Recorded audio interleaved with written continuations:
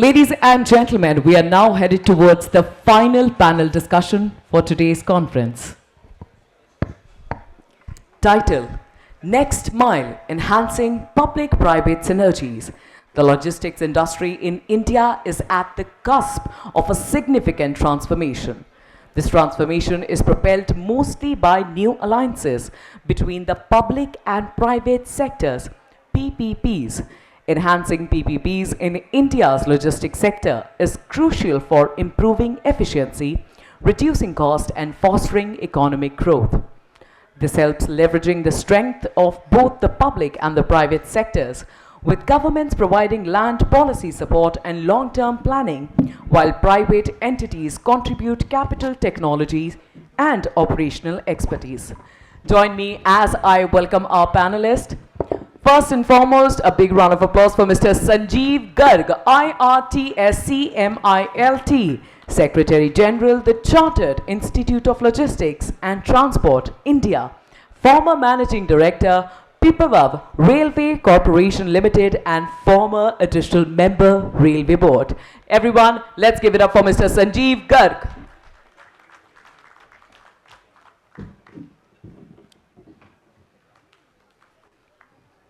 Joining us up next, the former Managing Director and CEO at IRSDC. Please welcome Dr. Sanjeev Kumar Lohia.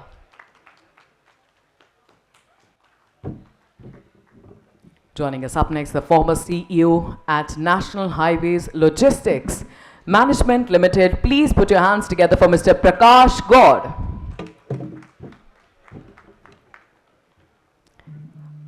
Our next panelist, former Vice Chairman, Rail Land Development Authority. Please welcome Mr. Ved Prakash Dudeja. And completing the panel, the former General Manager, Rail Coach Factory, Kapurthala. Please give it up for Mr. Surinder Suri.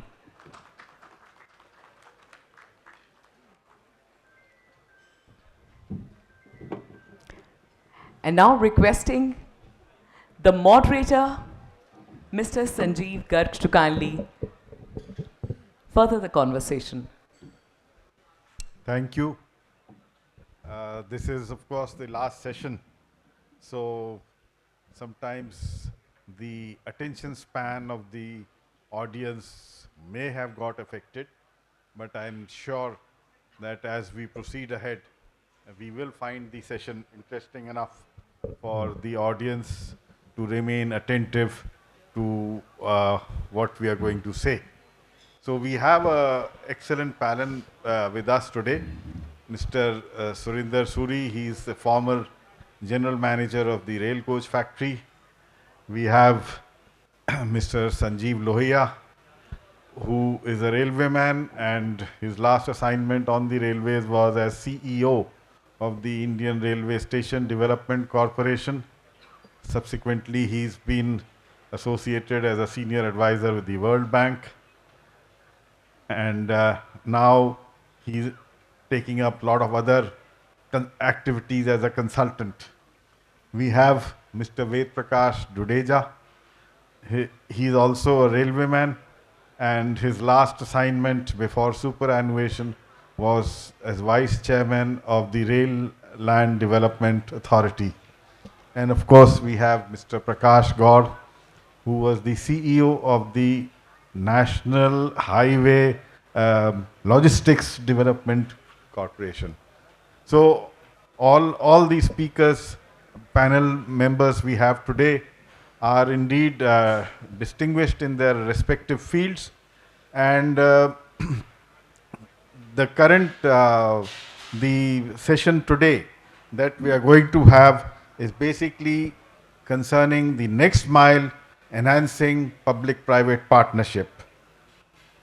The points for discussion, I'll just quickly read them out. Streamlining land acquisition and single window clearances for logistics hubs. Role of viability gap funding to attract private players in underserved regions. Stable, predictable regulatory regime to build investor confidence. And finally, what are the top 3 priority areas for PPP in the next decade? I'm sure our speakers will enlighten us on these aspects that I have mentioned. Uh, but we have fortunately a presentation from Mr. Surinder Suri. I will request him to start off with his presentation and then we will discuss with the other speakers. Over to you, sir.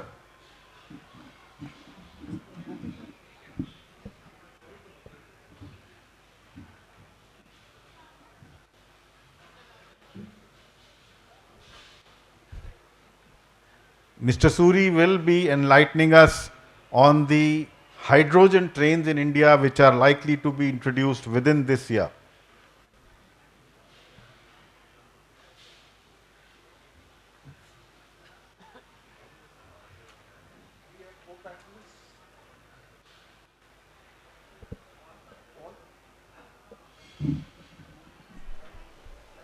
Okay, hello. Dear co-panelists, all the other distinguished guests, ladies and gentlemen. I will be making a brief presentation on the first hydrogen train in India. Normally, the pudding is served after the main meal, but I will be serving the pudding right in the beginning because it will make you feel happy.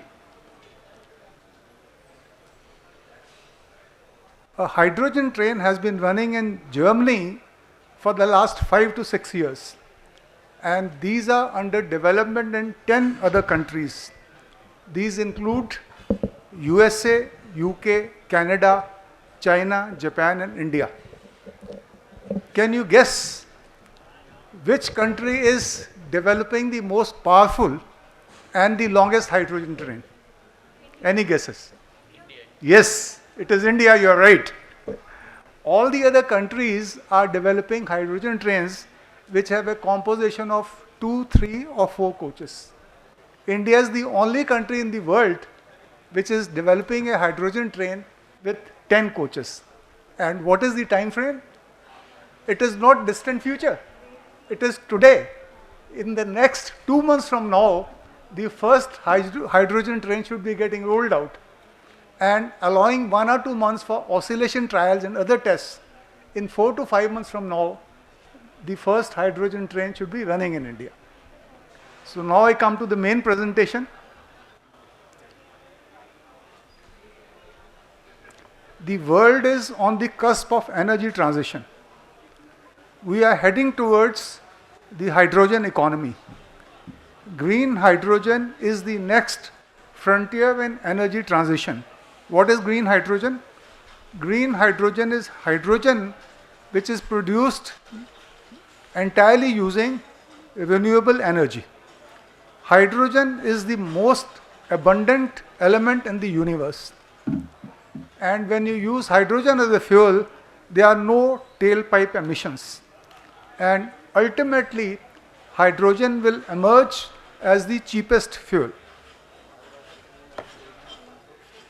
We are getting solar and hydrogen energy free of cost from Mother Nature.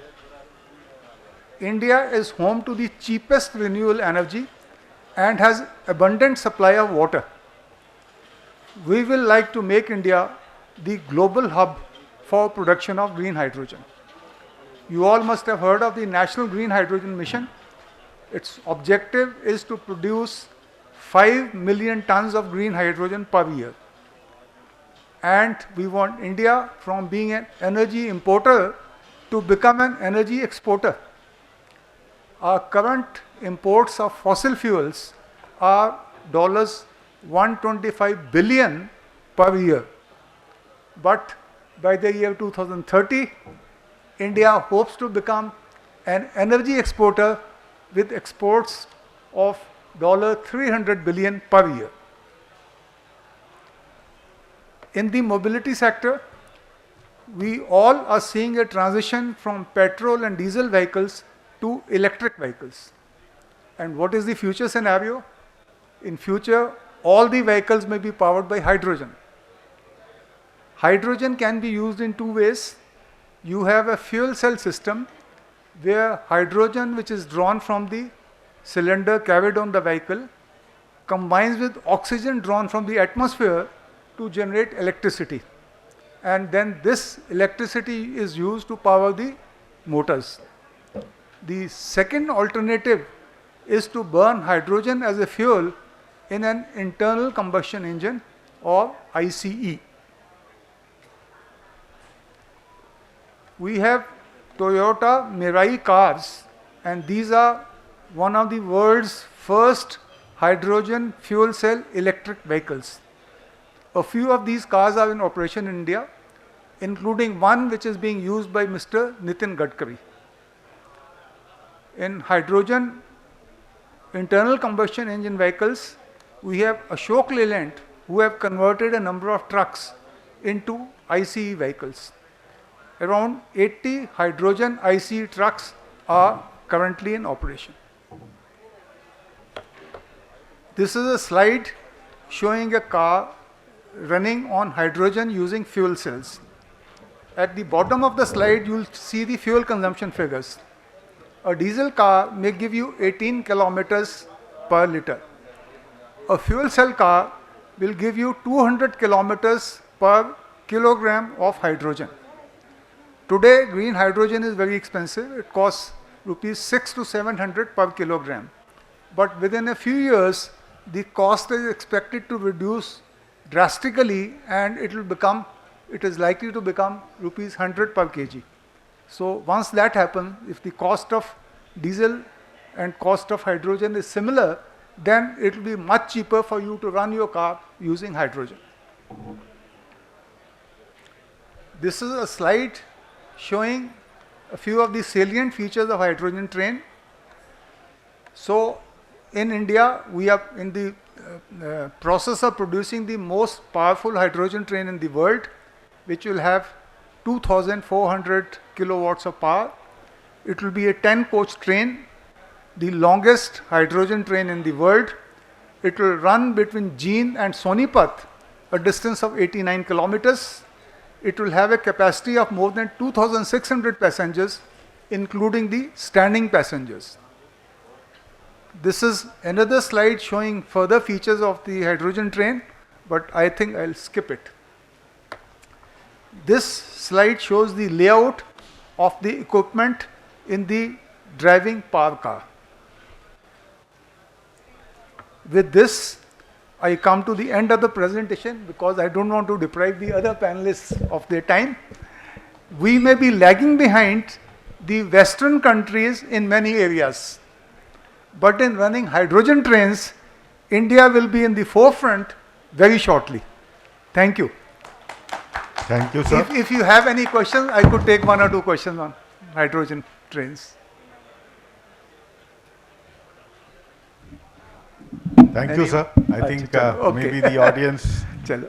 are already absorbing all the information you've given about the hydrogen trains. I have to condense them within 5 minutes. Thank you, sir.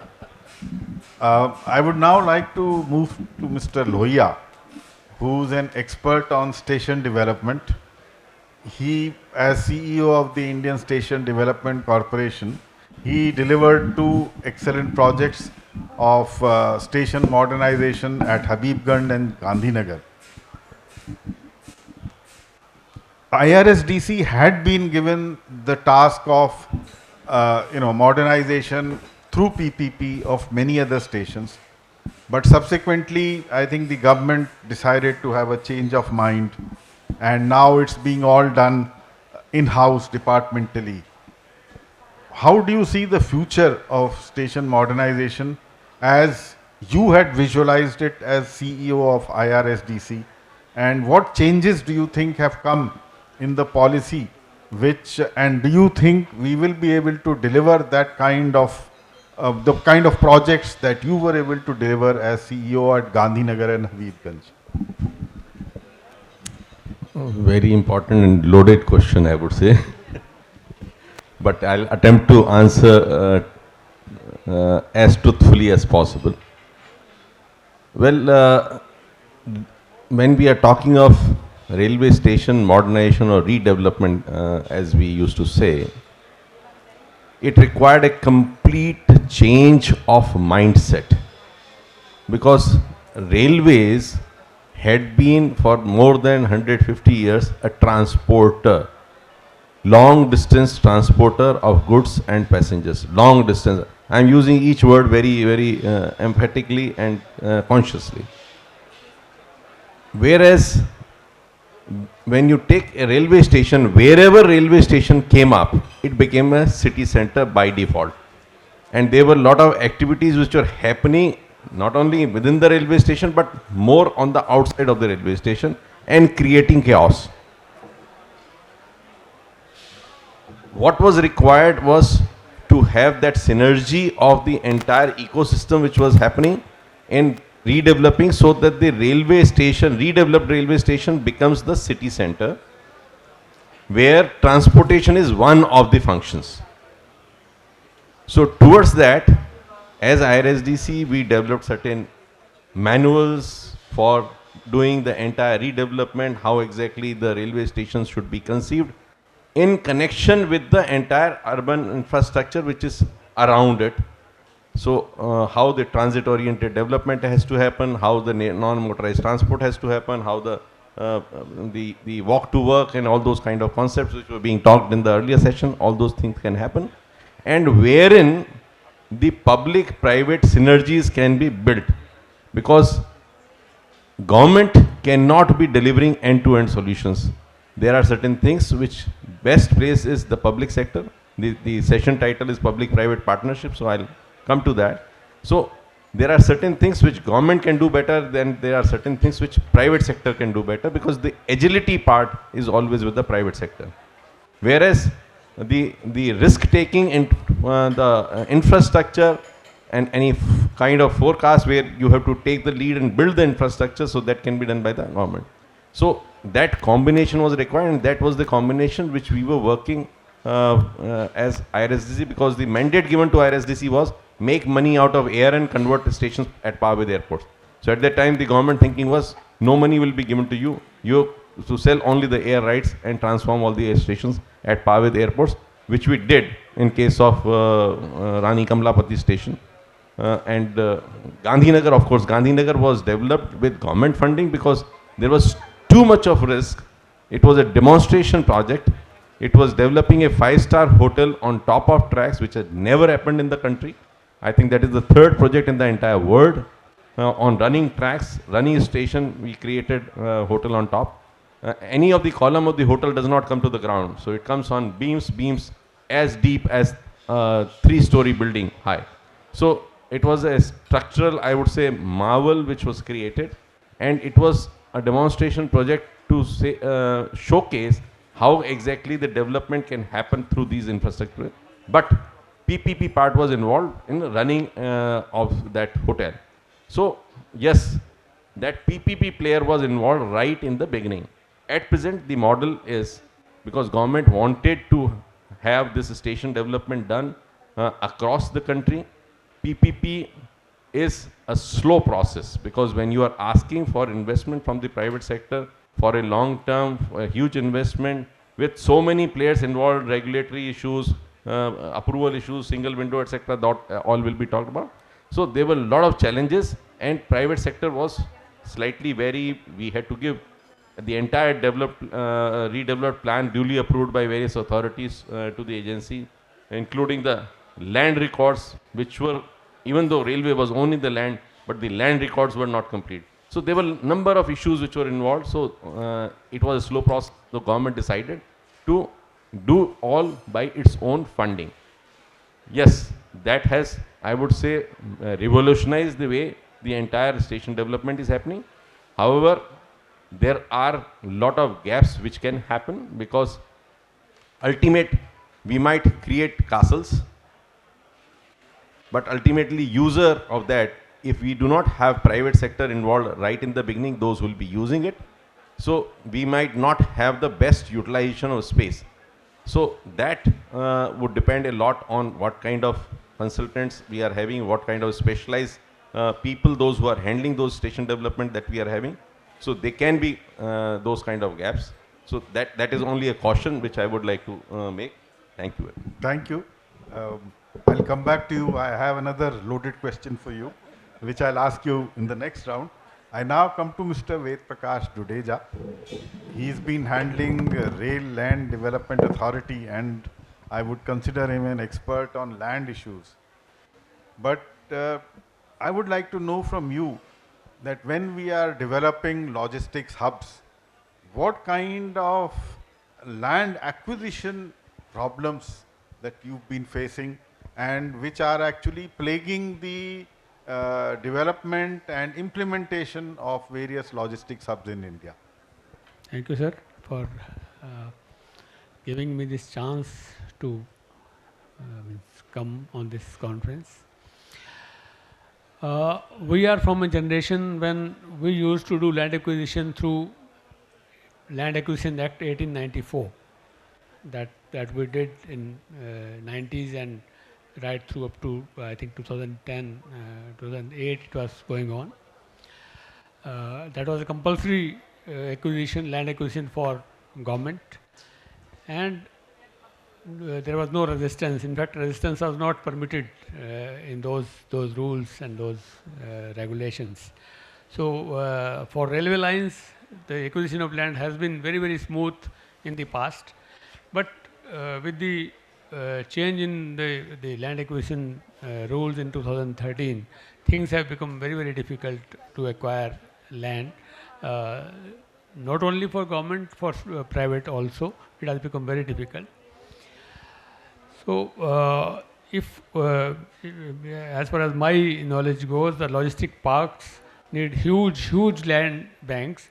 There are two solutions in my mind which I propose here.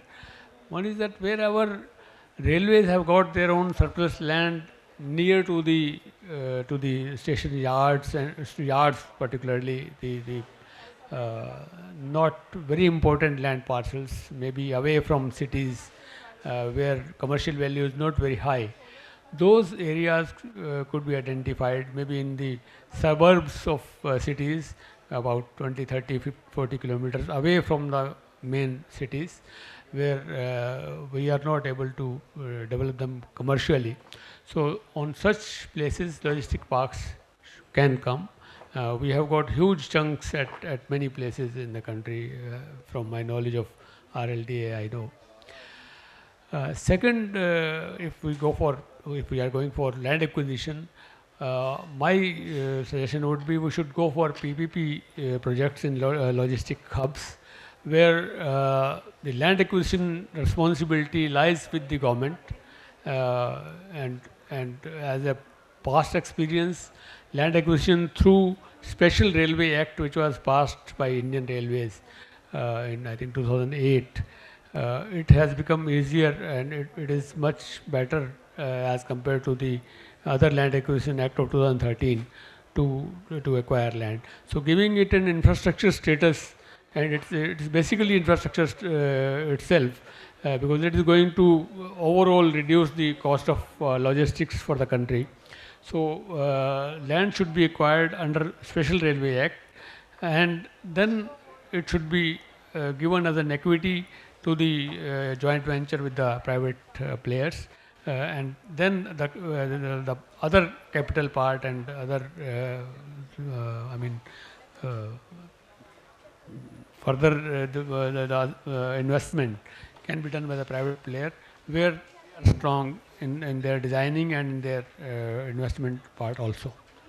I think I have answered. Thank you. So basically you are suggesting that for development of logistics hubs near railway connected areas, probably it's the railways should first acquire the land under the Special Railway Act and then hand over the land as part of an equity by forming an SPV jointly with the private player, and so that then the private developer develops the logistics hub on that land. So that is the kind of model you are suggesting because of the problems that other private players are having in acquiring land for these logistics hubs. That's a good suggestion. We have Mr. Prakash Gaud, who's another, he has specialized that in developing these logistics hubs next to the national highways.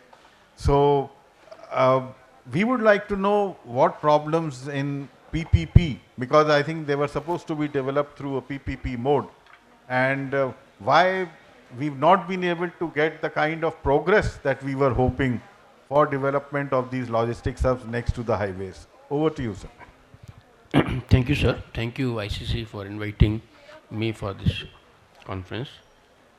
I was a bit scared when you were saying loaded questions. My third will come to me. So, in fact, just to give you a snapshot, whatever logistics parks which I was doing in my previous role was all on PPP. The challenge in PPP in our country is that from that partnership point of view, it is still not that mature. There are a couple of things comes, we can have a real discussion on that.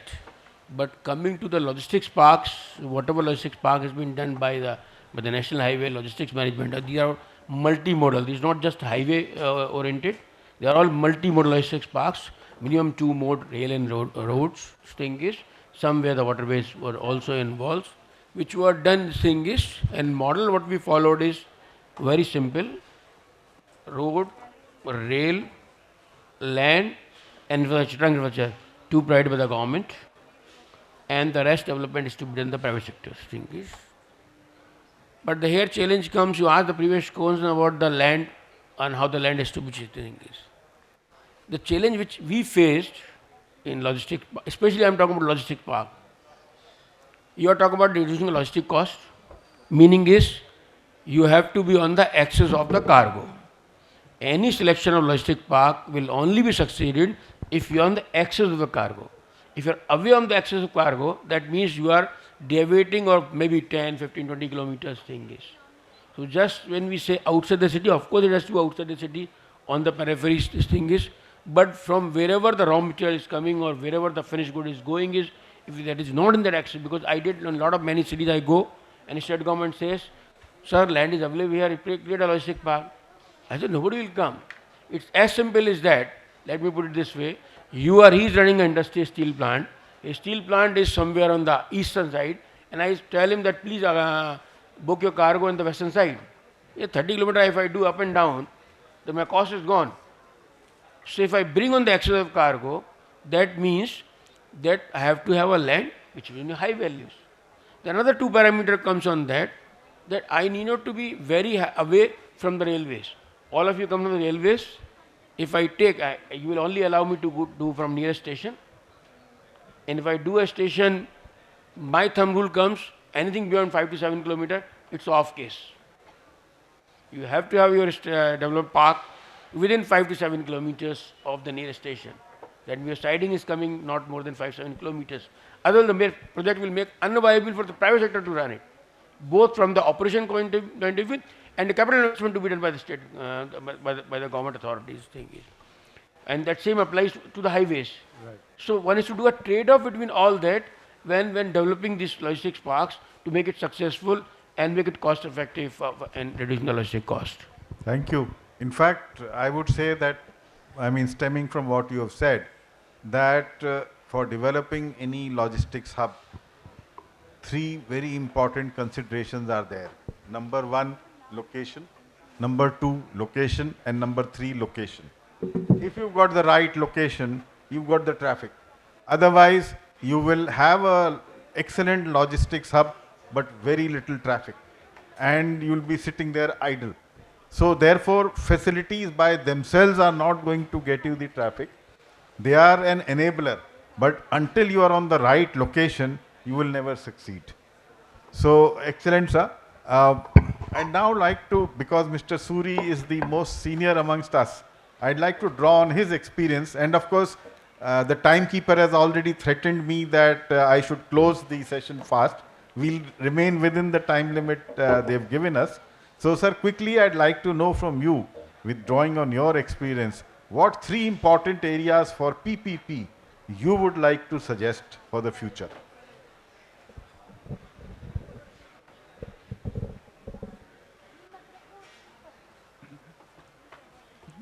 We have many areas where the traffic density is very high.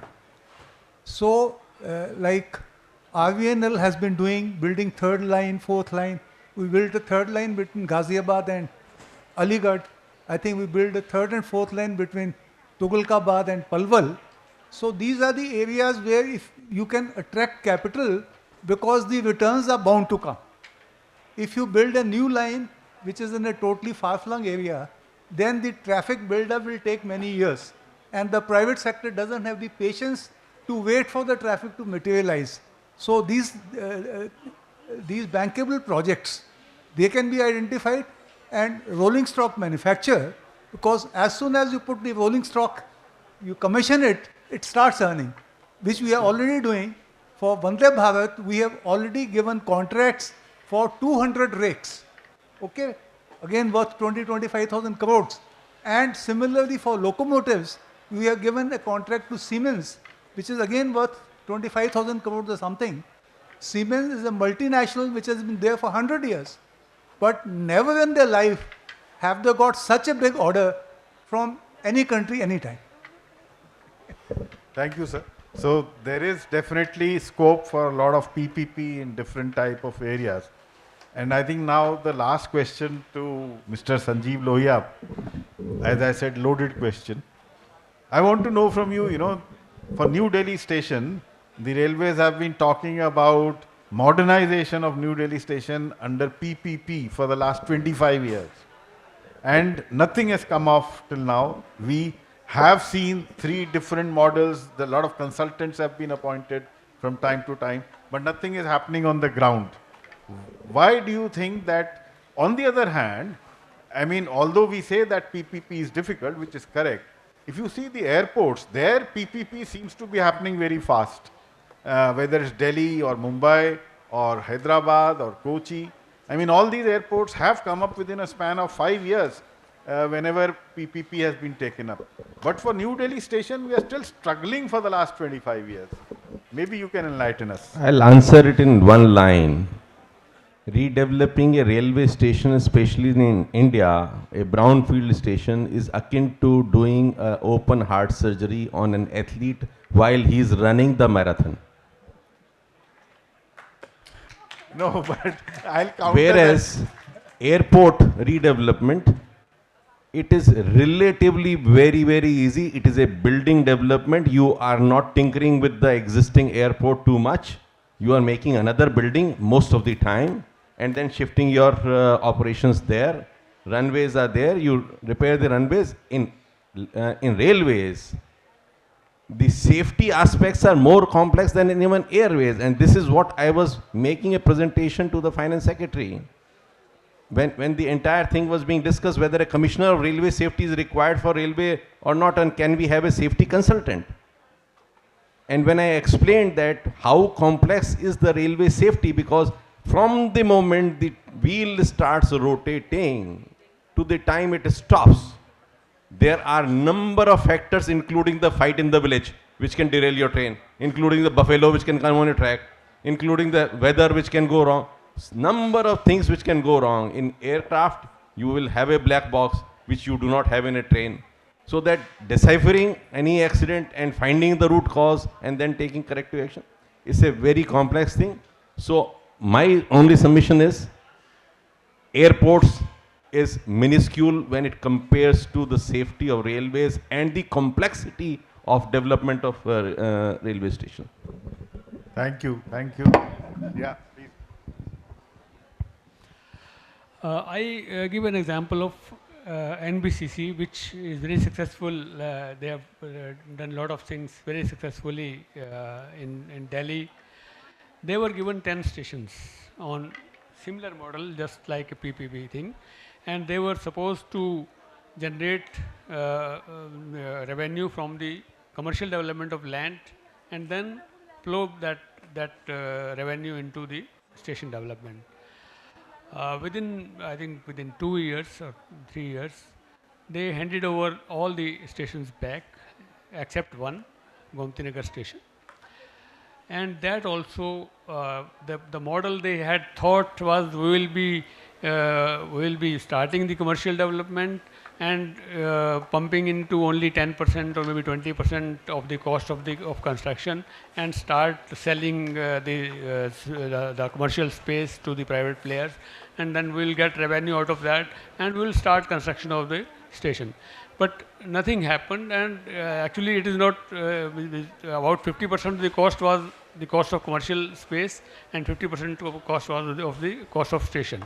So they didn't even they could not start the station at all from the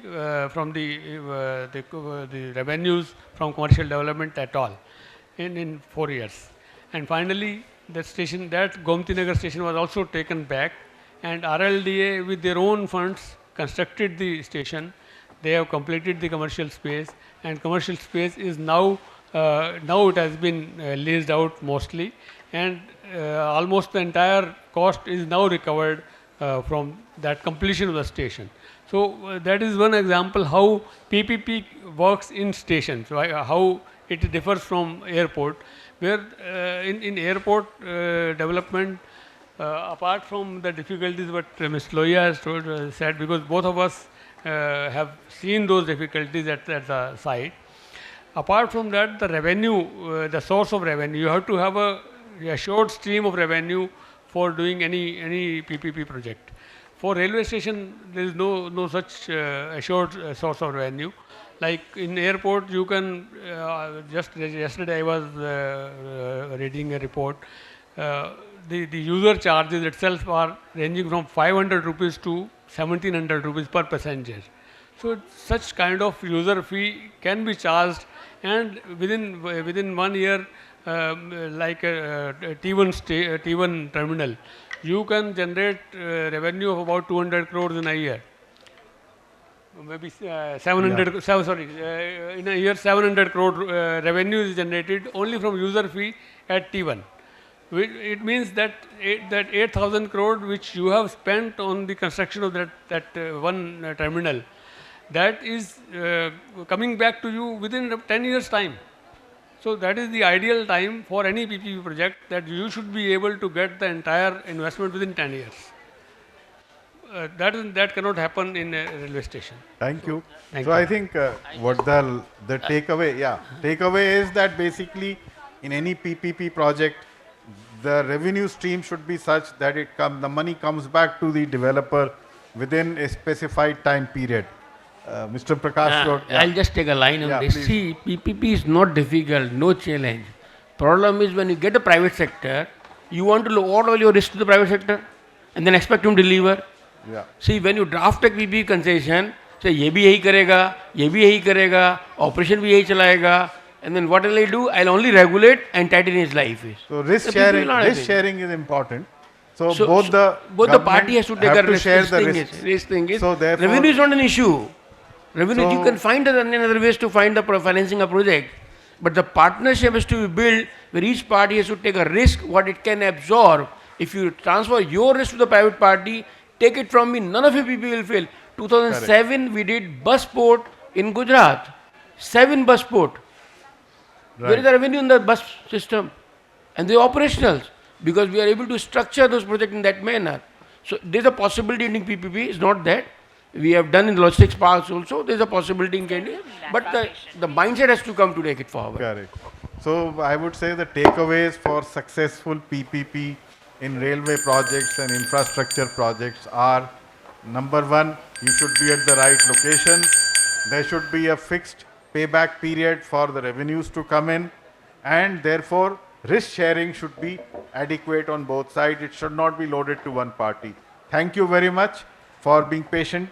The questions, if any, can be discussed outside. Thank you. Thanks a lot. Thank you very much. Thank you very much, Mr. Garg. Could I please request the entire panel to kindly come forward? Thank you very much for your valuable insights. Requesting the Senior Assistant Director at Indian Chamber of Commerce, Ms. Nidhi Burman, to kindly come forward and present a token of appreciation to our entire panel on behalf of Indian Chamber of Commerce.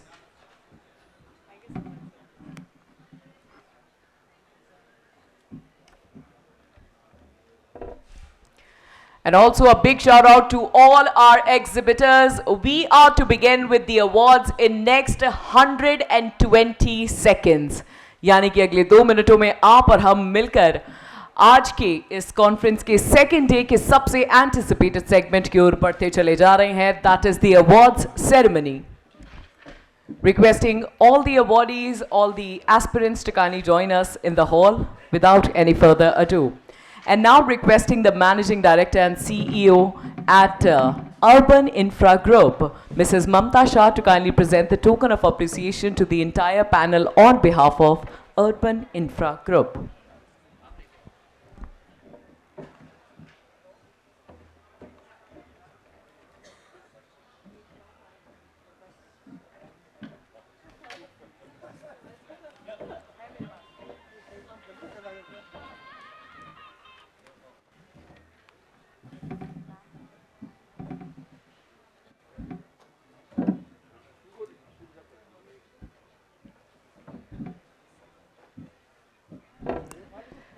Ladies and gentlemen, before we close today's proceedings, I would like to take this opportunity once again to thank our sponsors.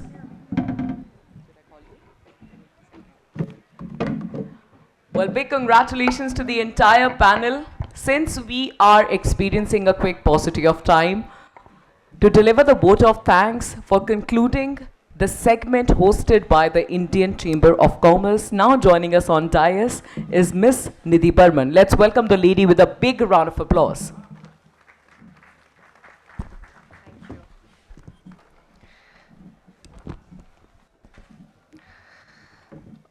Thank you, everyone. On behalf of ICC, I thank each one of you to join us and do justice to the Logistics Day that we wanted to actually highlight today. Before we close our today's proceeding, I would like the opportunity to thank again our sponsors, our platinum sponsor, Jindal Stainless Limited, our session partner, Jupiter Wagons Limited, and badge partner, Western Couriers Limited. I would like to thank Ministry of Railways, Government of India, and Warehouse Development and Regulatory Authority, Department of Food and Public Distribution, Government of India, for associating with us in this initiative.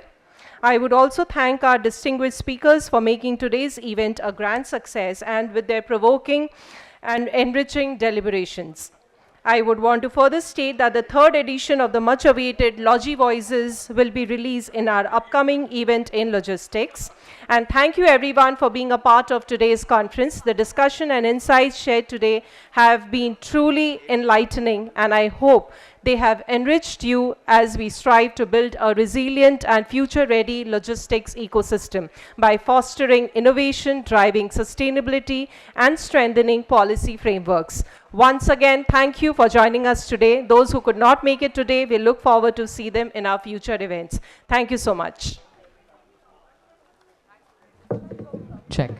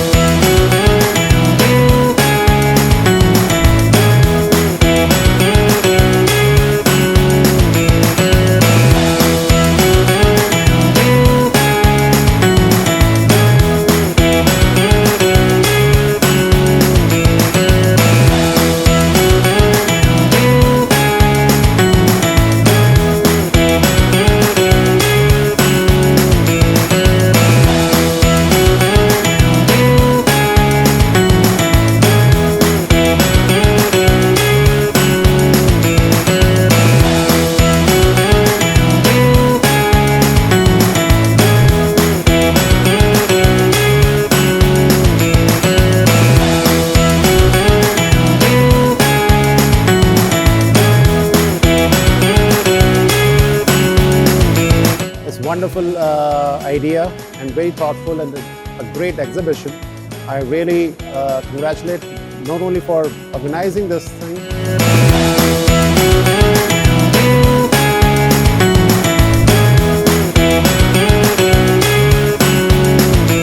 यहाँ पे आने के बाद मतलब 2 दिन हमने spend किया और 2 दिन में हमें काफ़ी सारे अच्छे क्लाइंट्स मिले।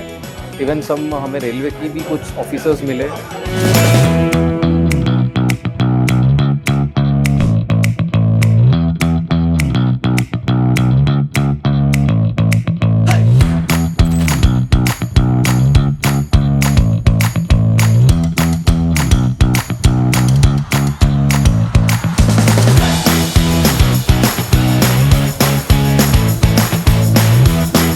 When we had installed our stall, we were getting all the supports, all the manpower, all the equipments and tools that we needed. It was really pleasant experience over here.